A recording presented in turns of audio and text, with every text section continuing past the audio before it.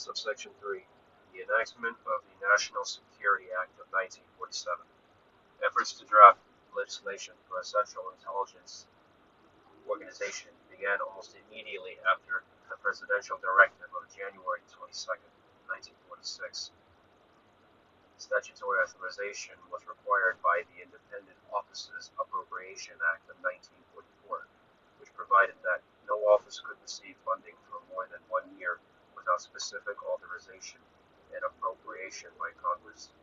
A June 7, 1946 report to the NIA by Admiral Soers, who drafted the 1946 presidential directive and who was the first director of the Central Intelligence, indicated the CIG's need for its own budget and personnel, as well as the authority to make certain kinds of contracts.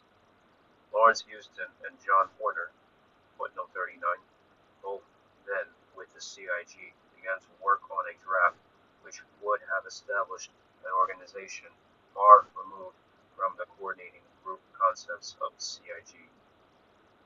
Pausing the reading to read footnote 39. Both individuals later served as general counsel to the CIA. Mr. Houston occupied that post from 1947 until 1974, and Mr. Warner has occupied it since. Resuming the reading. The draft included provisions for an independent budget, direct hiring of personnel, and other administrative authorities which would allow the new agency to be autonomous and flexible. The provisions were drawn up after the Houston and Warner had analyzed the problems encountered by the OSS during the war and were designed to avoid these difficulties. Footnote 40. As Houston noted, there was, quote, no specific, in brackets, covert action, in brackets, program, end quote, under consideration at the time. Footnote 41. The aim of the draft was to, quote, provide the agency with the maximum flexibility for whatever it would be asked to do, end quote. Footnote 42. Pausing the reading to read the footnotes. Footnote 40. Houston, June 17, 75, page 9. Footnote 41. Given, page 10. Footnote 42. Given. Resuming the reading. In January 1947, another drafting group consisting of Clark Clifford, Charles Murphy, Vice Admiral Horace Sherman, and Major General Lawrence Norstad began to consider proposals for an agency to supersede the CIG, this time in the context of a proposal which would unify the armed forces. On February 26, 1947, President Truman submitted to the Congress a draft entitled, quote, the National Security Act of 1947, end quote. Title II of Section 202 provided for a Central Intelligence Agency, CIA, which would report to a National Security Council, NSC.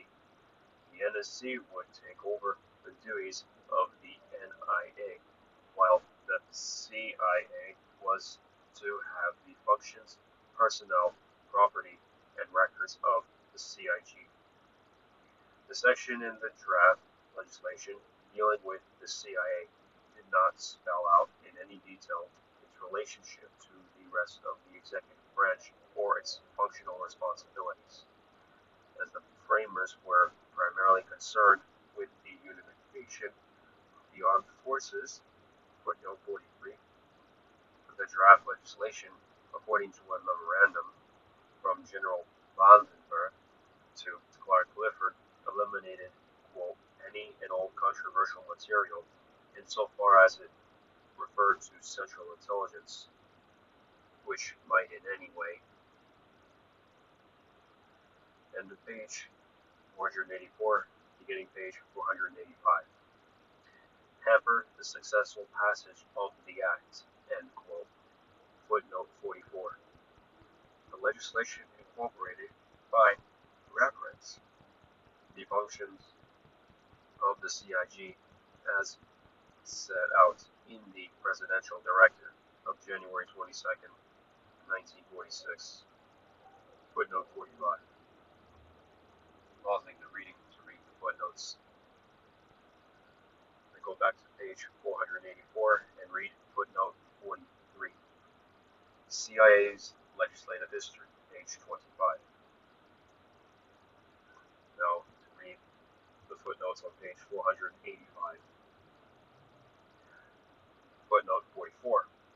Memorandum from General Vandenberg to Clark Clifford, cited in CIA's legislative history, page 27.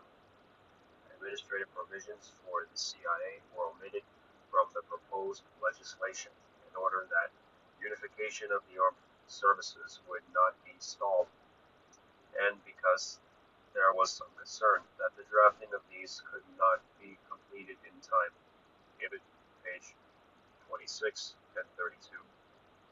According to the CIA's legislative history, quote, there was a general feeling that any unnecessary enlargement of the CIA provision would lead to controversy, end quote, and would affect the legislative processing of the National Security Act of 1947.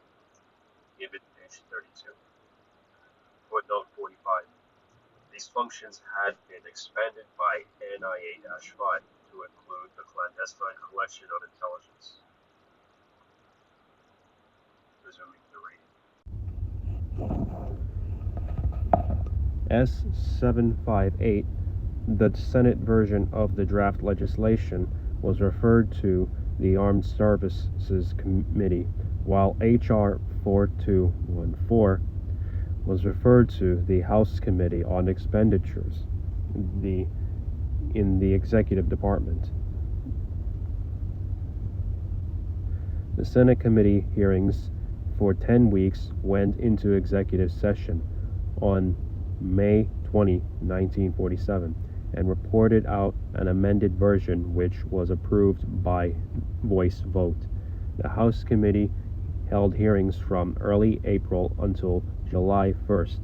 On July 19, the House approved the amended bill, and upon receipt of S758, amended it in accordance with the language of H.R. 4214.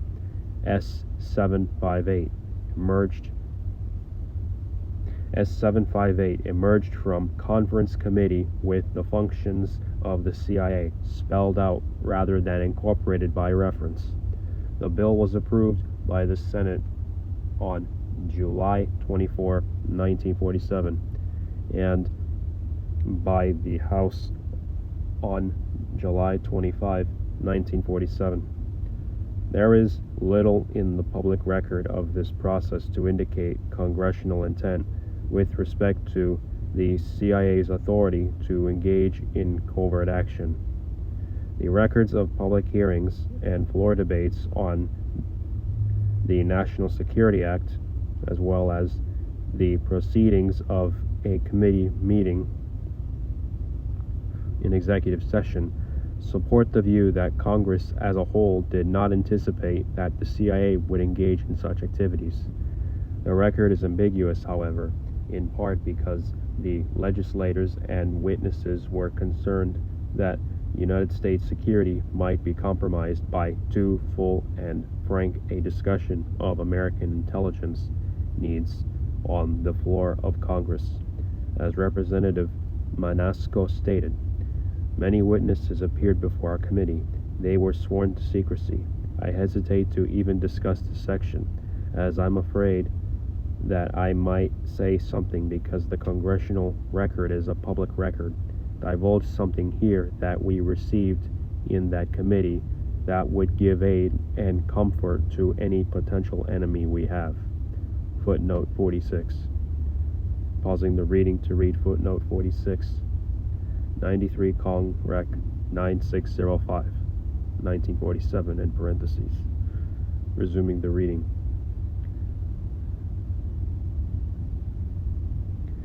Related to this point is the possibility that we have ambiguous language.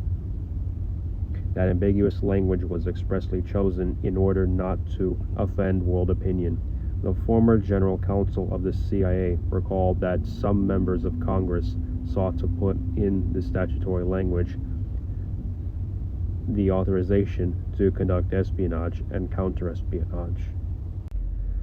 But this we defeated in, quote, light. End of page 485, beginning page 486, of the argument that they didn't want it advertised that this country was going to engage in such activities, end quote. Footnote 47. Pausing the reading to read footnote 47. Houston, June 1775, page 17. See also memorandum from the CIA General Counsel to the Director, May 7, 48. In 1974, an individual in the CIA's Office of General Counsel wrote that additional statutory authority for covert action was, quote, unnecessary, and in view of the delicate nature of the activities, undesirable, end quote. Memorandum from Stephen Hale to the General Counsel, February 6, 74. Resuming the reading. An additional problem in interpreting the available evidence is that in 1947, no term was clearly understood to mean covert action, as the term is used today. Members of Congress and witnesses used terms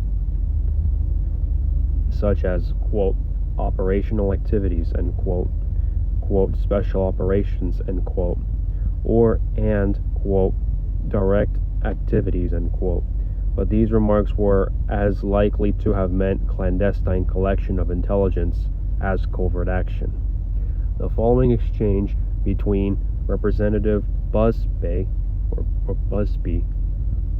and Secretary Forrestal in public hearings before the House Committee on Expenditures in the Executive Departments illustrates this problem. Mr. Busby, Mr. Secretary, this Central Intelligence Group, as I understand it under the bill, is merely for the purpose of gathering, disseminating, and evaluating information to the National Security Council. Is that correct? Secretary Forrestal. That is a general statement of their activity. Mr. Busby, I wonder if there is any foundation in the rumors that have come to me to the effect that through the Central Intelligence Agency they are contemplating operational activities? Secretary Forrestal. I would not be able to go into the details of their operations, Mr. Busby. The major part of what they do, their major function, as you say, is the collection and collation and evaluation of information from Army intelligence, Navy intelligence, the Treasury, Department of Commerce, and most other intelligence, really. Most intelligence work is not of a mystical or mysterious character. It is simply the intelligence gathering of available data throughout this government. As to the nature and extent of any direct operational activities, I think I should rather have General Vandenberg respond to that question. Footnote 48. In brackets, emphasis added, end brackets. Pausing the reading to read footnote 48. James Forrestal testimony. House expenditures in the Executive Departments. Committee hearings on H.R. 2319, 1947, page 120. There is no record of any later statement by General Vandenberg on the subject. Resuming the reading. Another example is contained in a letter printed out in the hearings record from Allen Dulles, then a private citizen, but later Director of Central Intelligence, to the Senate Armed Services Committee. Dulles recommended that the CIA have its own appropriations, but be able to supplement these with funds from other agencies, quote, in order to carry on special operations which may from time to time be deemed necessary by the President, the Secretary of State, and the Secretary of National Defense." End quote. In brackets, emphasis added, end brackets.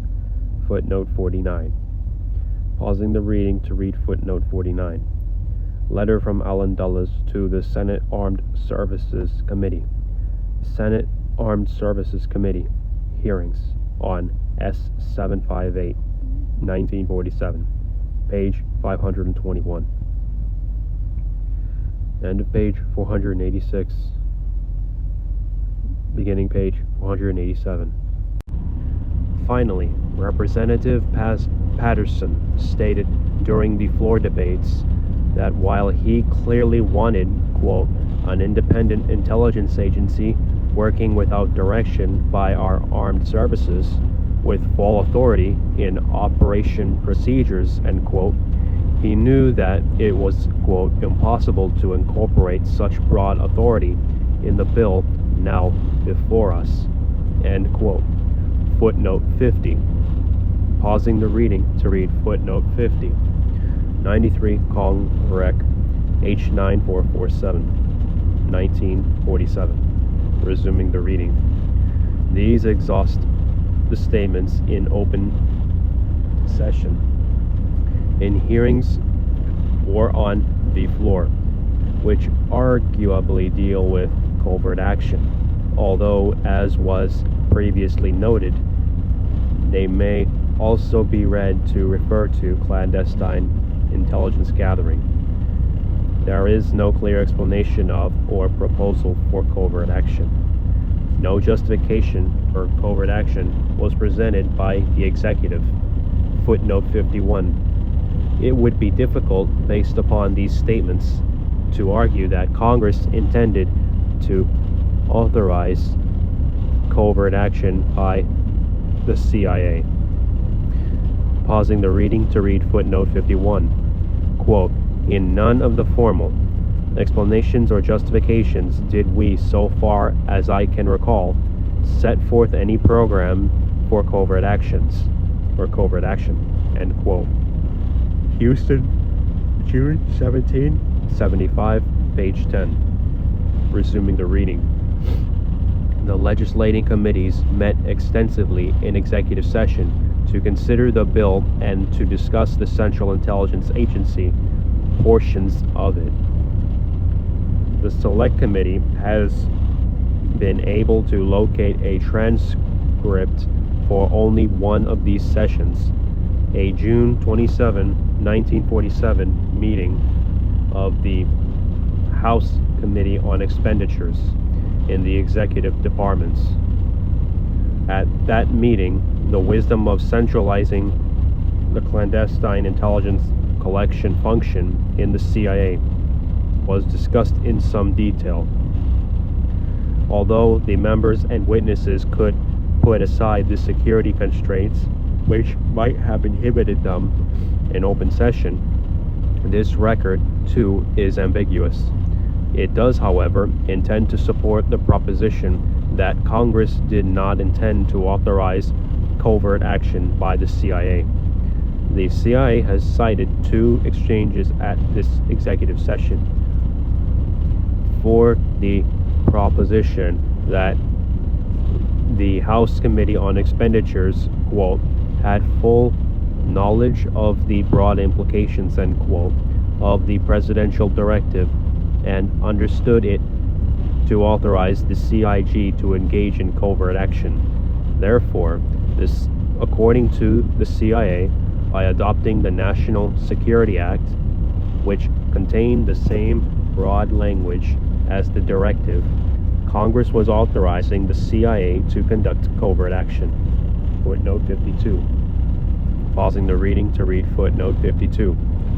Rogovin, HSIC, December 9, 75, page 1734 to 35. Resuming the reading.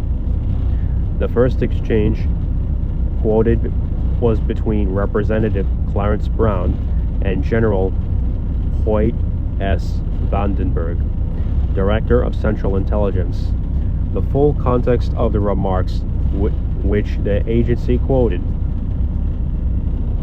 however, clearly indicates that the broad language of the 1946 directive had been read to authorize clandestine collection of intelligence. Footnote 53. Pausing the reading to read footnote 53. The exchange quoted by the CIA's special counsel is italicized in the following quote. General Vandenberg, in quote D, end quote, of the President's letter, the Presidential Directive of January 22, 1946, which you read is as follows, quote, perform such other functions and duties related to intelligence affecting the national security as the President and the National Intelligence Authority may from time to time direct, end quote. That was the basis. The Intelligence Advisory Board, which consists of the chief of the three departmental intelligence organizations, State, War, and Navy, in consultation with the Director of Central Intelligence, made an exhaustive study of the best way to centralize, both from the point of view of efficiency of operations and costs, certain phases of the national intelligence.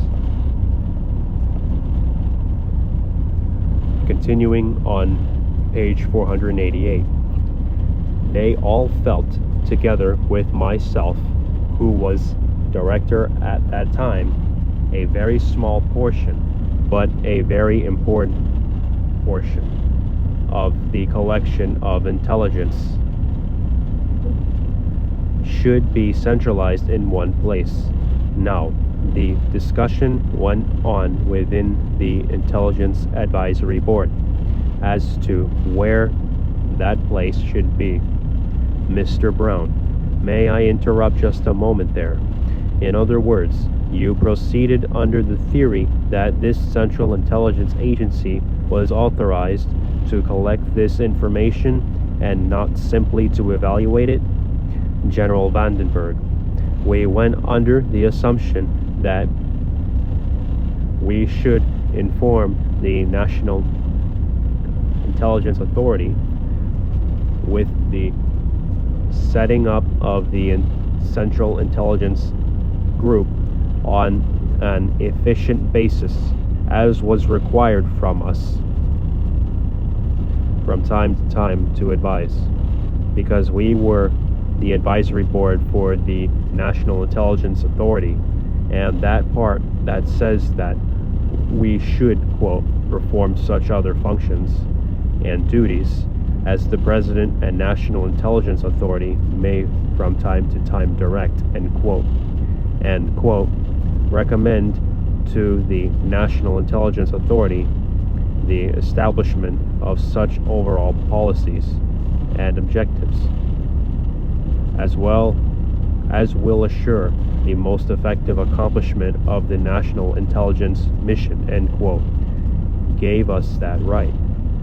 Mr. Brown, then you did not consider that the word, quote, evaluate, end quote, was a limitation on your duty, but, in italics, this other section was so broad that you could do about anything that you decided was either advantageous or beneficial, in your mind, and italics. General Vandenberg, yes, sir. Mr. Brown, in other words, if you decided you wanted to go into direct activities of any nature, almost why that would be done. General Vandenberg, in italics, within the foreign intelligence field, if it was agreed upon by all the three agencies concerned, in italics. Mr. Brown, and that you were not limited to evaluation? General Vandenberg, that is right, sir. Transcript House Committee on Expenditures in the Executive Department. Hearings on H.R. 2319, June 27, 47, pages 9 to 11. Walter Fortsimer has told one interviewer that General Vandenberg testified in the executive session about intelligence collection because Army intelligence opposed any intelligence gathering by the CIA. Covert action, according to Fortsimer, was not mentioned. Interview on file at the Center for National Security Studies. In addition, as was noted earlier, there is no evidence that the Central Intelligence Group did engage in covert action.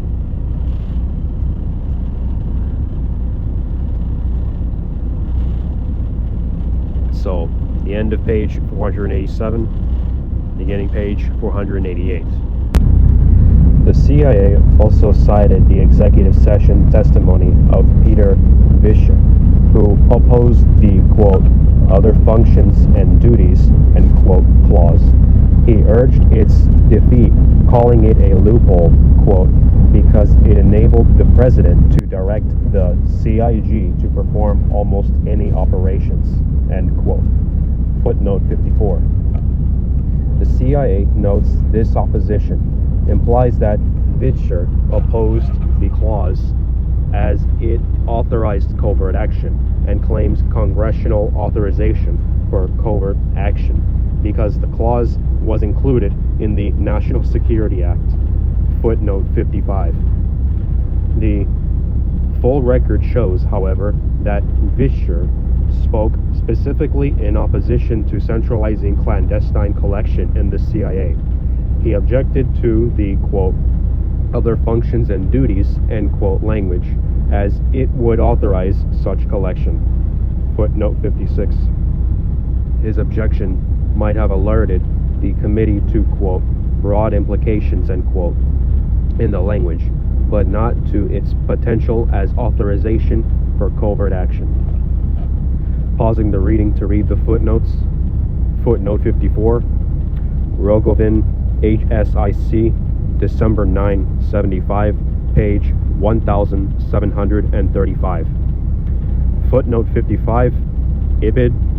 Footnote 56, transcript. House Committee on Expenditures and the Executive Departments. Hearings on H.R. 2319, June 27, 47, page 37. Resuming the reading. The only clear reference to the activities which are now referred to as covert action took place in the executive session during an exchange between Representative Rich and General Vandenberg. Representative Rich asked, quote, is this agency, in brackets, the CIG, end brackets, used in any way as a propaganda agency, end quote? General Vandenberg responded, quote, no sir, end quote. Footnote 57. Reading footnote 57, IBID, page 37. End of page 488, beginning page 489. These statements and the discussions in the executive session about the CIA's role in clandestine intelligence gathering suggest that the ambiguous references in the public hearings referred to clandestine collection operations. Because the Select Committee has been unable to locate transcripts of the other executive sessions, it is impossible to state conclusively that covert action was not explicitly mentioned during these meetings. However, none of the participants queried recall any such discussions, and none of the committee reports contain any references to covert action. A memorandum by the CIA's General Counsel, written soon after the passage of the act, noted that, quote, we do not believe that there was any thought in the minds of Congress that the Central Intelligence Agency, under this authority, would take positive action for subversion and sabotage, end quote. In that September 25 to 1947 memorandum to the director, the General Counsel wrote, "A review of debates indicates that Congress was primarily interested in an agency for coordinating intelligence and originally did not propose any overseas collection activities for CIA. The strong move to provide specifically for such collection overseas was defeated, and as a compromise, Sections 102, D4, and 5 were enacted, which permitted the National Security Council to determine the extent of the collection work to be performed by CIA. We do not believe that there was any thought in the minds of Congress that the Central Intelligence Agency, under this authority, would take positive action for subversion and sabotage." A bitter debate at about the same time on the State Department's Foreign Broadcast Service tends to confirm our opinion. Further confirmation is found in the brief and off-the-record hearings on appropriations for CIA. It is our conclusion, therefore, that neither MO, in brackets, morale operations, end quote, nor SO, in brackets, special operations, end brackets, should be undertaken by CIA without previously informing Congress and obtaining its approval of the functions and the expenditure of funds for these purposes. Footnote 58. Pausing the reading to read footnote 58. Memorandum from the CIA General Counsel to the Director, September 25, 47.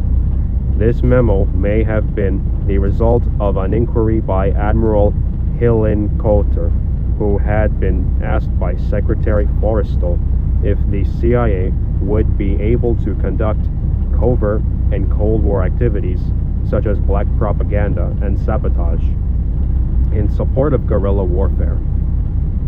Admiral Hillenkoetter, who had doubts about the CIA's authority to undertake such activities, asked his general counsel for his opinion. Houston, June 17, 75, page 13 through 15. Resuming the reading. All of this is not to suggest that Congress or any members of Congress specifically intended that covert action should be excluded from the authorized missions of the CIA. The issue of covert action simply was not raised in the course of the legislation's enactment.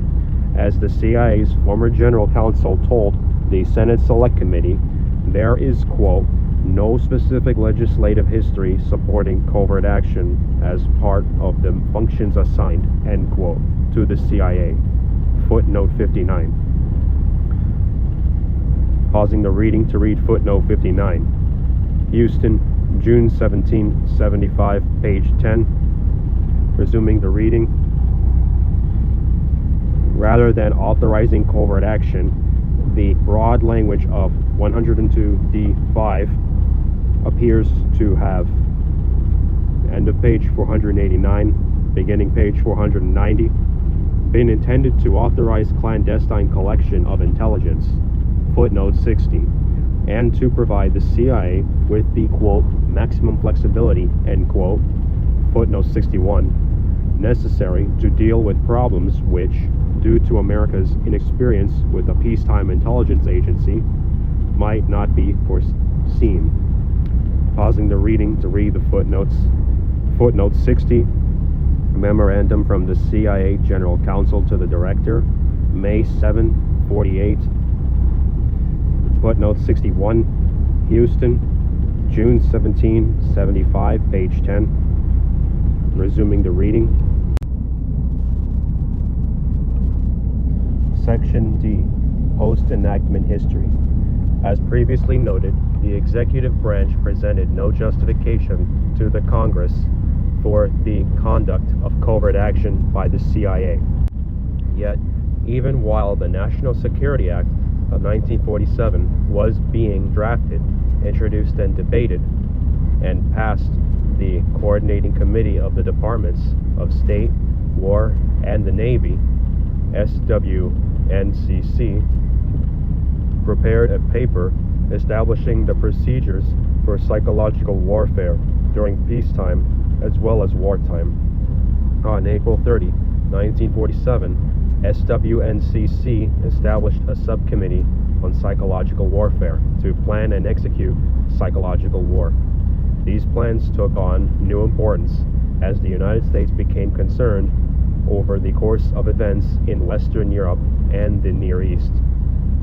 Tension soon became so high that in December of 1947, the Department of State advised the NSC that covert operations mounted by the Soviet Union and her allies threatened the defeat of American foreign policy objectives. The department recommended that the U.S. supplement its own foreign policy activity with covert action.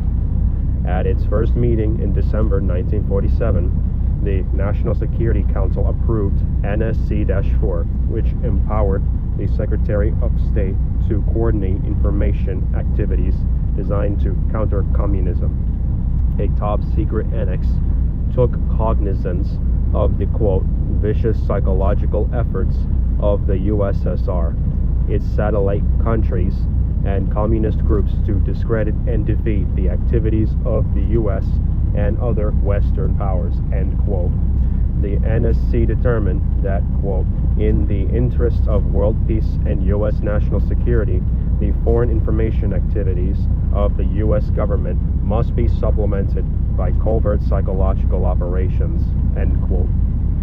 The CIA was already engaged in clandestine collection of intelligence and, as the NSC put it, quote, the similarity of operational methods involved in covert psychological and intelligence activities and the need to ensure their secrecy and obviate costly duplication renders the CIA the logical agency to conduct such operations, end quote. Therefore, acting under the authority of Section 102d5 of the National Security Act of 1947, the NSC instructed the Director of Central Intelligence to initiate and conduct covert psychological operations that would counteract Soviet and Soviet-inspired covert actions, and which would be consistent with U.S. foreign policy and overt foreign information activities. Footnote 62. Pausing the reading to read footnote 62.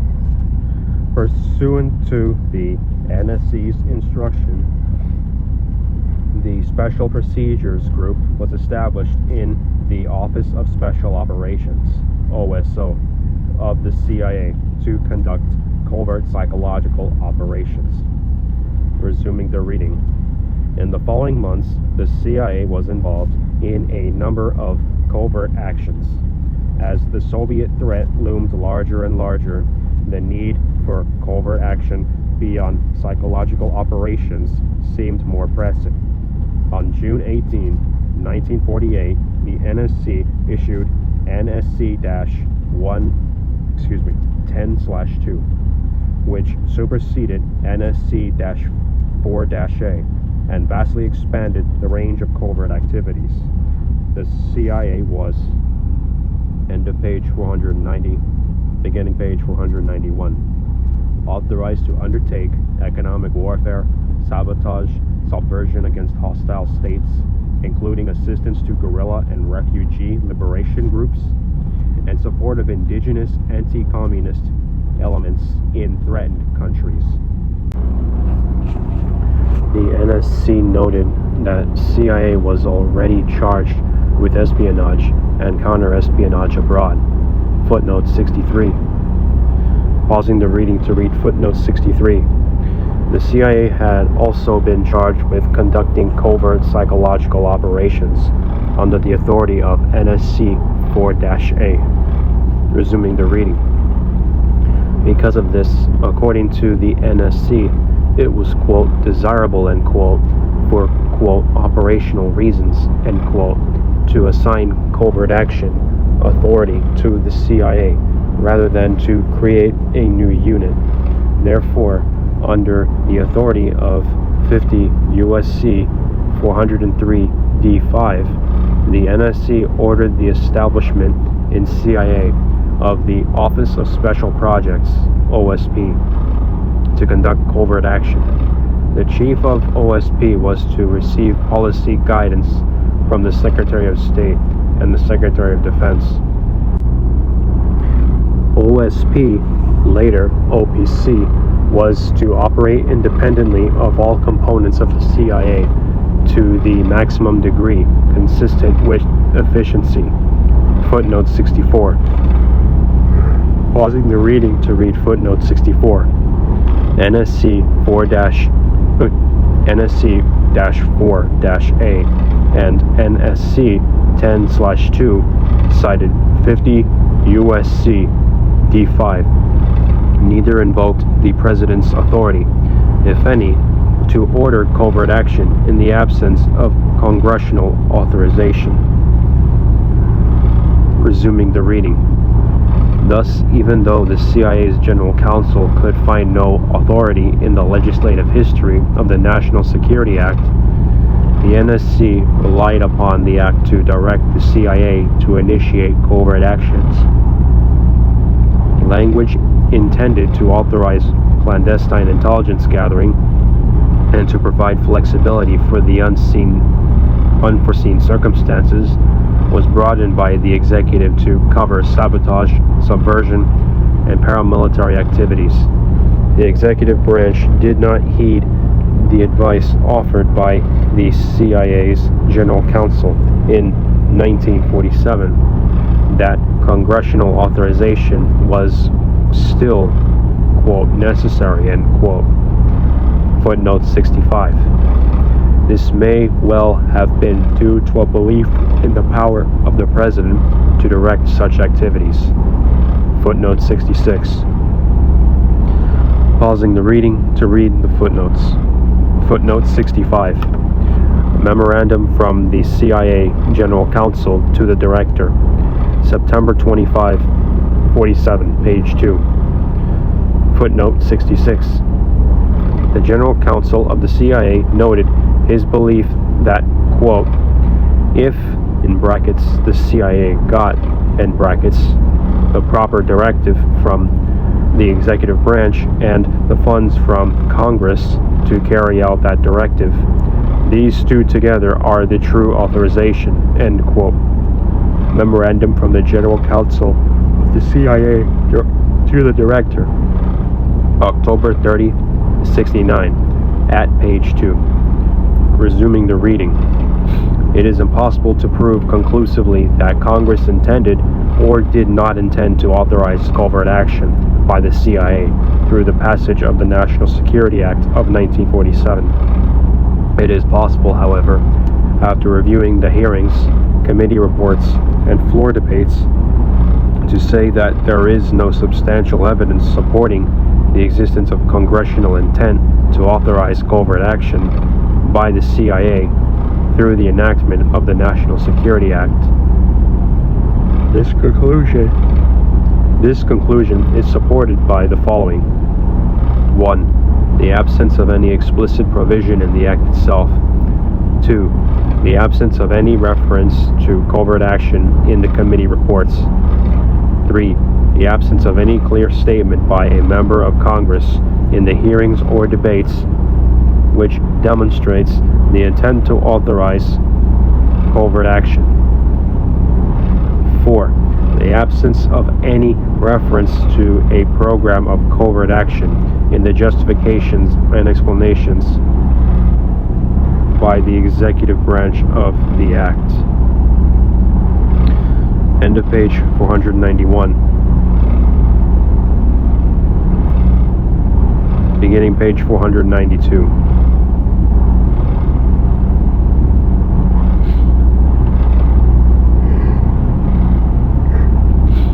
5. The absence of any discussion in the hearings or debates of the threats which would suggest the need for a covert action capability. 6. The conclusion of the CIA's General Counsel immediately following the Act's passage that the CIA lacked statutory authority for covert action and that sections 4D and 5 were intended by Congress to authorize clandestine intelligence gathering by the CIA. Section B. The CIA Act of 1949. Passage of the CIA Act of 1949 has also been cited as support for the view that Congress has authorized covert action by the CIA. A careful analysis of the Act's legislative history does not support this view. 2 years after the enactment of the National Security Act, and after the NSC had directed the CIA to engage in various covert activities, Congress passed the Central Intelligence Agency Act of 1949. Footnote 68. The 1949 legislation was an enabling act containing administrative provisions necessary for the conduct of the agency's mission. Footnote 69. Pausing the reading to read the footnotes. Footnote 68. 50 U.S.C. 403A to 403J. Footnote 69. The administrative provisions had been included in a draft of the National Security Act of 1947 to show members of the House of Representatives.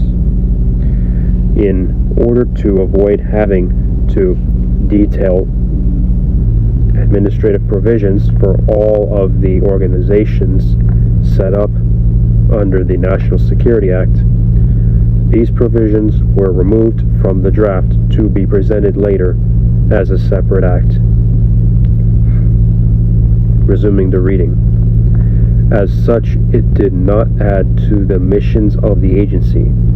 The events surrounding its passage, however, may shed light upon what Congress believed it had authorized in the National Security Act of 1947. The act included a number of administrative provisions which clearly were designed to assure the security of some sort of clandestine activity by the CIA.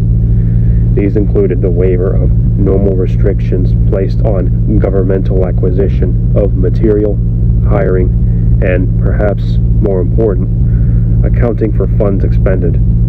The General Counsel of the Central Intelligence Agency wrote that provision of unvouchered funds and the inviolability of such funds from outside inspections is the heart and soul of covert operation. Footnote 70. Pausing the reading to read footnote 70.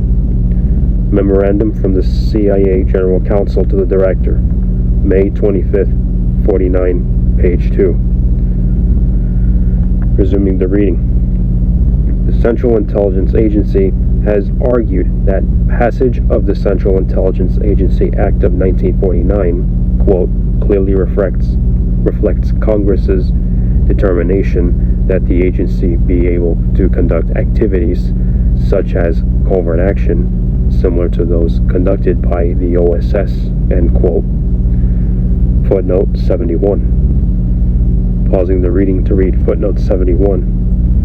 Rogovin, HSIC, December 9, 75, page 1735. Resuming the reading. Although members of the House Armed Services Committees were aware that the Central Intelligence Agency was conducting covert operations and that the administrative provisions would be, quote, essential to the flexibility, end of page 492, beginning page 493, and security, end quote, footnote 72. Of these operations, there is no evidence that Congress as a whole knew the range of clandestine activities, including covert action, which was being undertaken by the CIA. Pausing the reading to read footnote 72. The CIA General Counsel described the provisions of the Central Intelligence Agency Act of 1949 as follows, quote, administrative authorities of the agency are contained in the Central Intelligence Agency Act of 1949, as amended. This has provided us with all the authorities and exemptions needed to carry out the wide variety of functions assigned to the agency during the past 20 years. It enables us to have an effective and flexible personnel program, ranging from the normal desk officer in headquarters to persons in a relationship so remote that they do not know they are working for the agency. It enables us to exercise all the techniques required for clandestine activities, from traditional agent operations through proprietary and other more sophisticated types of machinery.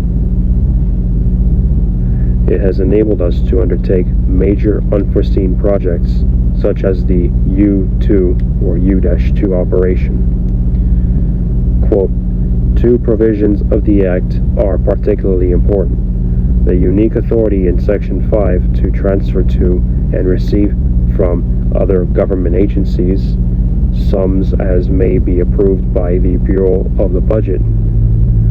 This has given us great flexibility and security in our funding. The other, Section 8, with its wide authority for utilization of sums made available to the agency, particularly subsection B thereof, which allows us to make any expenditures required for confidential, extraordinary, or emergency purposes, and these expenditures will be accounted for solely on the certificate of the director.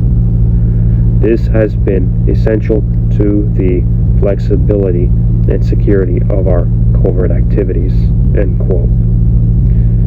Memorandum from the CIA General Counsel to the Deputy Director for National Intelligence Programs. Evaluation. October 9th, 68, page 3. Resuming the reading. The committee reports on the Central Intelligence Agency Act include no reference to covert action. The floor debates contain only one reference to covert action, and strongly suggest that the Congress knew only that clandestine intelligence gathering was going on. In addition, the provisions of the 1949 Act are not uniquely designed to facilitate covert action. They would serve the needs of an organization performing espionage equally well. Members of Congress, in fact, described the act as an, quote, espionage bill, end quote, footnote 73. Thus, even a careful reader of the act would not infer from its provisions that the agency was conducting covert action. Pausing the reading to read footnote 73. 95 Cong Rec. 1946, in parentheses, 1949. Resuming the reading. Given these facts, it is difficult to find in the Act's passage congressional intent to authorize covert action, or a congressional belief that the National Security Act of 1947 had authorized it. The bill, which was to become the Central Intelligence Agency Act of 1949, was first introduced in Congress in 1948. The Director of Central Intelligence appeared before the House Armed Services Committee on April 8, 1948, to discuss the bill. The Director noted, "It was thought when we started back in 1946 that at least we would have time to develop this mature service over a period of years. After all, the British, who possess the finest intelligence in the world, have been developing their system since the time of Queen Elizabeth. Unfortunately, the international situation has not allowed us the breathing space we might have liked, and so, as we present this bill, we find our..." End of page 493, beginning page 494. ourselves in operations up to our necks, and we need the authorities contained herein as a matter of urgency. Footnote 74. Pausing the reading to read footnote 74. Statement of ADM Roscoe Hillenkotter, Director of Central Intelligence, House Armed Services Committee, April 8, 48, pages 6 to 7. Statement on file at the CIA. Resuming the reading. It is clear that the operations that the director referred to were understood by the executive branch to include covert action. In describing the provision of the bill, which would eliminate the normal government advertising requirements, the director stated that there were urgent requests from overseas which required immediate operational response. As an example, he provided, quote, any possible action in connection with the Italian election, end quote, footnote 75. In later remarks on the same section, footnote 76, the director cited the need to avoid advertising for contracts for the production of certain material, listing among his examples explosives and silencers. Footnote 77. Such material was clearly not for the purposes of clandestine intelligence gathering and reporting. Pausing the reading to read the footnotes. Footnote 75. Ibid. Footnote 76. Section 3S of H.R. 5871, 80th Cong. Second Session. Footnote 77. Hillenkotter, April 8th, 48, page 27. These examples were drawn by the director from the History of OSS. Resuming the reading. In his 100-page statement, the director also explained the provision for unvouchered funds, a provision which the General Counsel of the Central Intelligence Agency described as the, quote, heart and soul of covert operations, end quote. The director stated, in view of the nature of the work which must be conducted by the CIA under the National Security Act and applicable directives of the National Security Council, it is necessary to use funds for various covert or semi-covert operations and other purposes where it is either impossible to conform with existing government procedures and regulations or conformance therewith would materially injure the national security. It is not practicable, and in some cases impossible, from either a record or security viewpoint to maintain the information and data which would be required under usual government procedures and regulations. In many instances, it is necessary to make specific payments or reimbursements on a project basis where the background information is of such a sensitive nature from the security viewpoint that only a general certificate signed by the director of CIA should be processed through even restricted channels. And to do otherwise would obviously increase the possibilities of penetration with respect to any specific activity or general project. The nature of the activities of CIA are such that items of this nature are recurring, and while in some instances the confidential or secret aspects as such may not be of primary importance, the extraordinary situations or the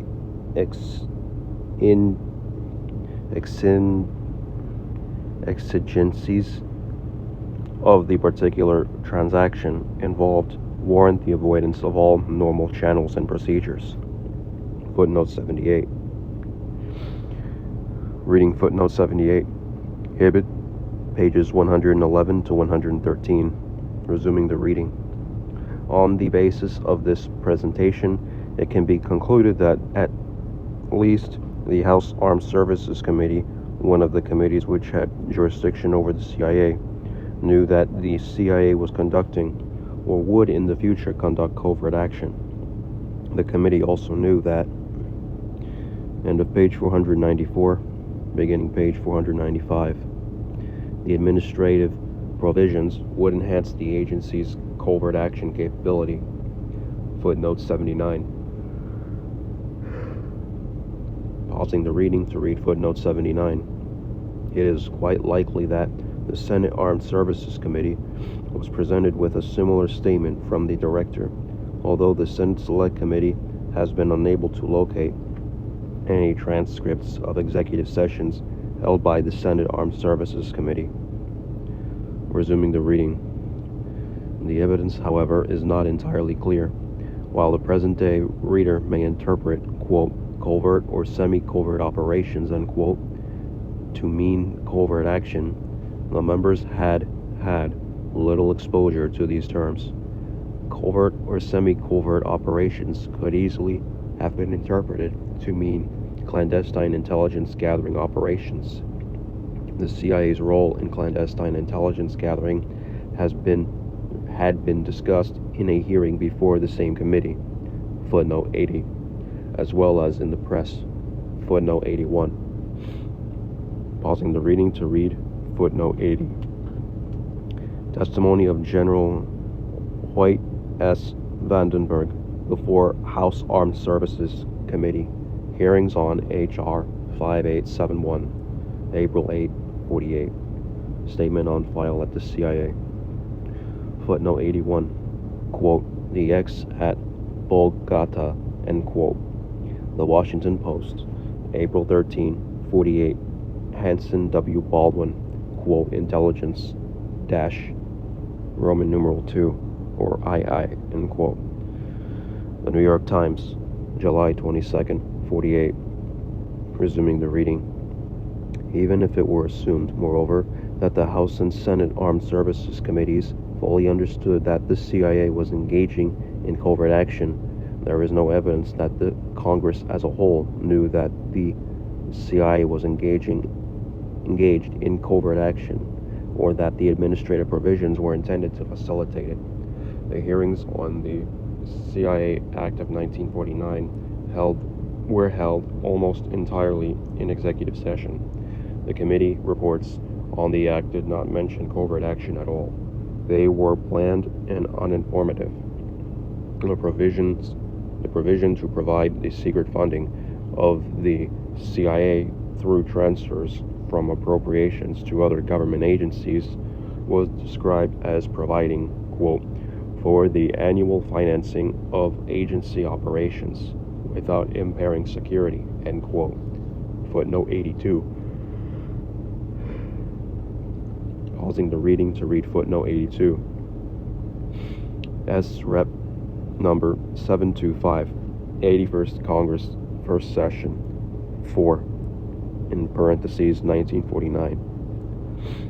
Resuming the reading. They were strikingly incomplete. As the House Armed Services Committee report itself noted, the report does not contain a full and detailed explanation of all of the provisions of the proposed legislation in view of the fact that much of such information is of a highly confidential nature. Footnote 83. Pausing the reading to read footnote 83. H for House Rep number 160, 91st Cong, 1st Session, 6, in parentheses, 1949, in parentheses. See also 95th Cong, Rec, 1946, in parentheses, 1949, in parentheses. Remarks of Representative Mark Cantonio. Resuming the reading.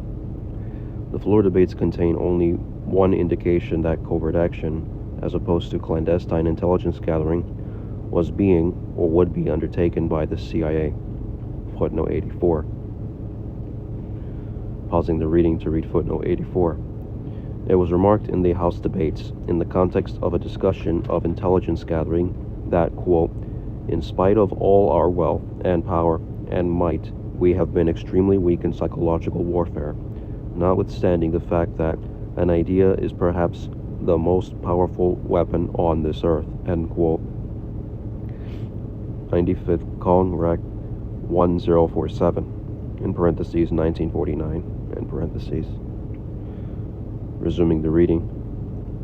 The debate strongly suggests that rather than approving covert action by the CIA, Congress was attempting to facilitate clandestine intelligence gathering by the agency.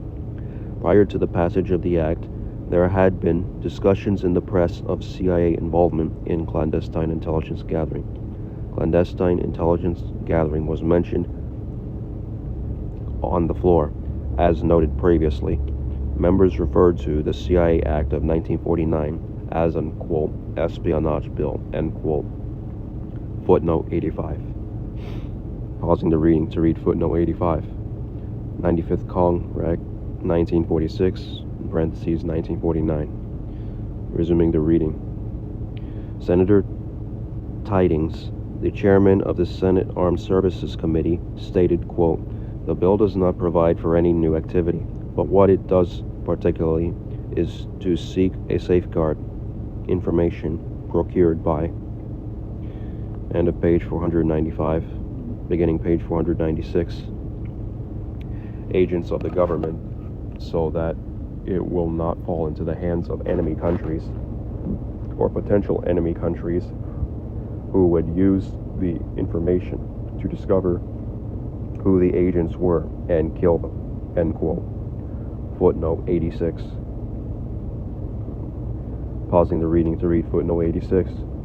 95th Cong Rec 6955, in parentheses 1949.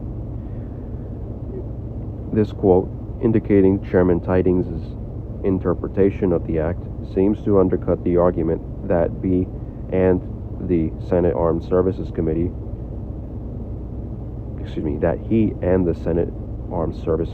understood that the CIA was conducting covert action and that the provisions of the CIA Act of 1949 were designed to facilitate this.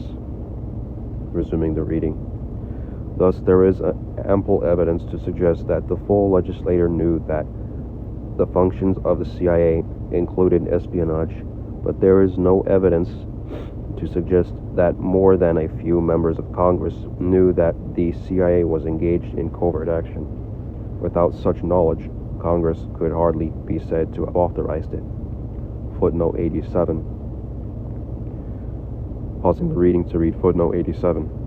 Without such knowledge, a member reading the act would not be likely to infer that it was designed to facilitate covert action, as the provisions of the act were not uniquely designed for covert action, but were equally applicable to clandestine intelligence gathering, an activity which Congress knew about and approved. Members would be unlikely to realize from reading the act that the CIA conducted covert action. Resuming the reading. Another factor undercutting the theory that passage of the CIA Act constituted congressional authorization for covert action is that the argument confuses implementing authority with statutory authority. Congress had set out the CIA's statutory authority in the National Security Act of 1947. The CIA Act of 1949 did not provide any additional non-administrative or non-fiscal powers to the CIA. Footnote 88. It simply provided the means for the CIA to implement the authorities already granted it. Pausing the reading to read footnote 88. Senator S. Rep. number 106, 81st Cong, 1st Session 1, in parentheses 1949. Resuming the reading. Section C. The provision of funds to the CIA by Congress. There is no evidence that Congress intended, by the passage of the National Security Act of 1947, to authorize covert action by the CIA. Passage of the Central Intelligence Agency Act of 1949 did not add the covert action mission to those already authorized by the National Security Act. Nevertheless, the National Security Council had in 1947 directed the CIA to engage in covert activities. By the early 1950s, the Central Intelligence Agency was involved in covert action around the world. In 1962, the General Counsel summarized the early developments in the CIA's undertaking of covert action. Footnote 91. Pausing the reading to read footnote 91. In a September 25, 1947 memorandum to the Director, the General Counsel advised that no covert action, quote, should be undertaken by CIA without previously informing Congress and obtaining its approval of the functions and expenditure of funds for those purposes, end quote. He further noted that even if the NSC were to assign the covert action function to the CIA, it would still be necessary for the CIA to, quote, go to Congress for authority and funds, end quote.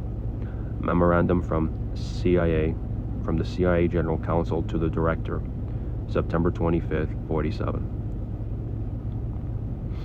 And as a brief note, there isn't any footnote 88, there isn't a footnote 89 or 90, it just goes from 88 to 91. Resuming the reading. The National Security Council did develop a directive, NSC 10/2, setting forth a program of covert Cold War activities and assigned it to the Office of Policy Coordination under the Director of Central Intelligence, with policy guidance from the Department of State. The Congress was asked for and did appropriate funds to support this program, although of course only a small number of congressmen in the appropriations. End of page 496, beginning page 497. Committee knew the amount and purpose of the appropriations. Footnote 92. Pausing the reading to read footnote 92. Memorandum from the CIA General Counsel to the Director, January 15, 62, page 2. And I will stop here for this recording.